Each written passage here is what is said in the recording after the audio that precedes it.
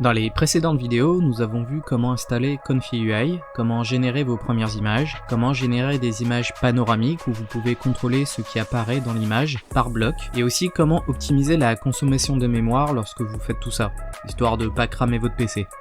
Mais pour produire des images qui correspondent exactement à ce que vous voulez, vous vous êtes sûrement rendu compte que cela pouvait être assez chronophage. Vous itérez encore et encore, mais le résultat n'est pas satisfaisant. Il faut savoir une chose, les modèles d'IA que nous utilisons ont été entraînés sur une très grande variété de données. L'objectif était de créer un modèle capable d'être bon partout.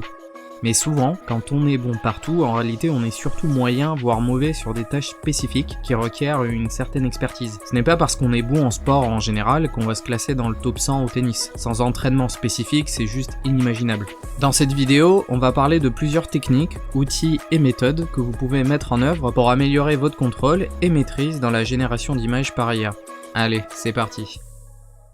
Comme je disais plus tôt, on ne devient pas champion dans un sport ou expert dans un domaine sans entraînement spécifique. C'est juste impossible. Et bien pour les modèles d'IA, c'est pareil. Une pratique commune pour obtenir un modèle qui répond parfaitement à votre besoin spécifique, c'est de venir le surentraîner. C'est ce qu'on appelle le fine-tuning ou spécialisation en français. Pour ce faire, vous allez récupérer un modèle d'IA qui a été pré-entraîné, donc avec ses poids et ses paramètres, et vous allez l'alimenter avec de nouvelles données sur lesquelles vous souhaitez que votre modèle se spécialise. Vous allez ensuite poursuivre l'entraînement à partir de là où il s'était arrêté lors du pré-entraînement. Cette étape aura pour effet de venir modifier l'ensemble des paramètres du modèle initial pour correspondre plus précisément aux nouvelles données avec lesquelles vous l'alimentez. C'est comme ça que de nouvelles versions spécialisées de Stable Diffusion ont vu le jour, comme le très connu Pony Diffusion V6, qui est capable de produire des images d'humanoïdes dans un style d'animé, ou Dream Shaper XL, qui est capable de produire des images ultra détaillées et réalistes. Mais spécialiser un modèle, ça coûte cher, très cher. Vous allez avoir besoin d'un grand stock de données sur lesquelles spécialiser votre modèle et d'une machine très puissante. De plus, il faut maîtriser un minimum l'entraînement de modèles IA, donc ce n'est pas franchement à la portée de tout le monde. Malgré cela, vous pouvez trouver de nombreux modèles spécialisés sur des plateformes comme Hugging Face et Civit AI. Alors quand même un warning pour le second, il contient beaucoup de ressources à caractère interdit aux moins de 18 ans, donc attention quand vous naviguez dessus.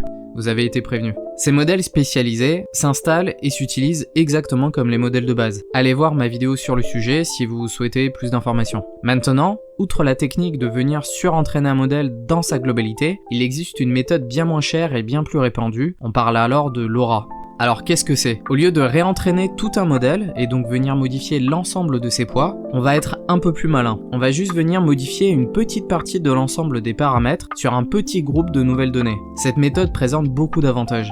Cela produit des fichiers beaucoup plus légers, entre 20 et 200 mégaoctets, contrairement aux gigaoctets que demande un modèle complet. C'est assez rapide à mettre en œuvre, cela prend quelques minutes au lieu de plusieurs heures, voire jours pour un modèle complet. Ces LoRa vont venir s'ajouter au modèle de référence, et c'est très flexible. On peut en rajouter plusieurs les uns à la suite des autres pour mélanger les styles ou les effets, et finalement c'est accessible à tout le monde via des plateformes comme Civit AI. Regardons un exemple concret pour Stable Diffusion SDXL. Pour utiliser un LoRa, vous devez le télécharger et le placer dans le dossier Confi.ui Models LoRa. On va repartir du processus créatif de base que j'avais utilisé pour la vidéo d'introduction à Stable Diffusion et Confi.ui. N'hésitez pas à aller la voir pour avoir les bases. Le processus est simple. On commence par charger un modèle, on définit un prompt positif. Ici, je voulais une image d'un corgi simple et épuré. On choisit une taille pour l'image à produire, puis on configure le K-Sampler et on décode les résultats avec le VAE décode.